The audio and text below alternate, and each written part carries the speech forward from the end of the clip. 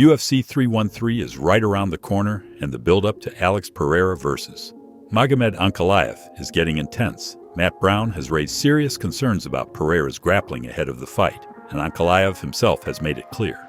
He's coming to wrestle, but Pereira isn't backing down and has even thrown out a six-figure challenge. Here's everything going down before fight night.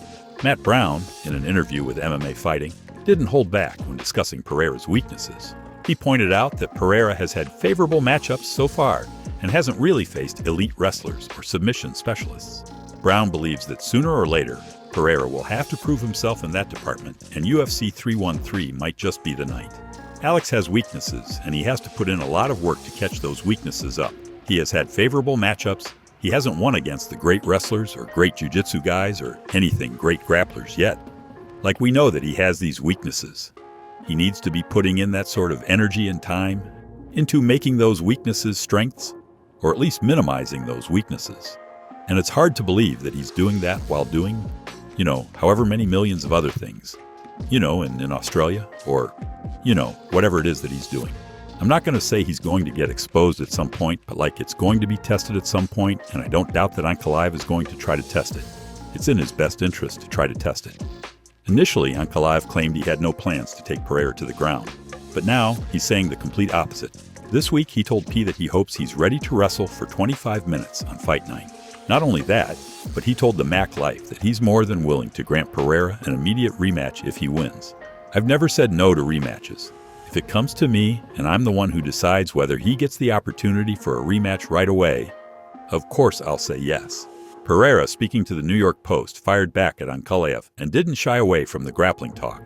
He acknowledged that wrestling wasn't a big focus earlier in his career, but since moving to the U.S. and training under Glover Teixeira, he's been fully committed to improving that part of his game.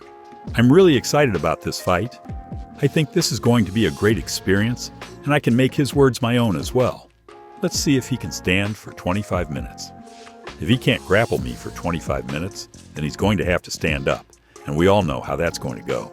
But I didn't focus a lot on grappling before I moved to the U.S. But I've been in the U.S. now for about 4 years training with Glover, and really focused on that and really dedicated to that. So I think this is a fight that's going to bring that out of me and make me show everyone what I've been doing with my grappling.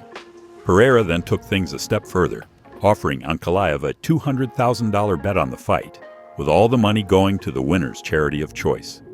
Ankhalaev, however, quickly shut that down, responding, "As a Muslim, betting is forbidden in Islam.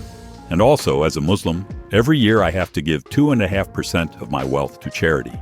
This is one of the 5 pillars of Islam. Many kids around the world are in need, and we can do things after the fight, but we don't have to publicize it." He followed that up by adding, "Your manager and my manager have a good relationship, and we can let them handle that. See you soon. Ramadan Mubarak."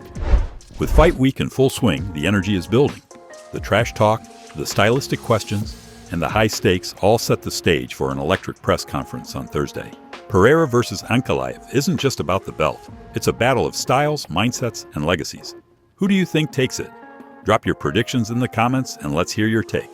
If you enjoyed the video, make sure to hit like and subscribe for more updates as fight week unfolds.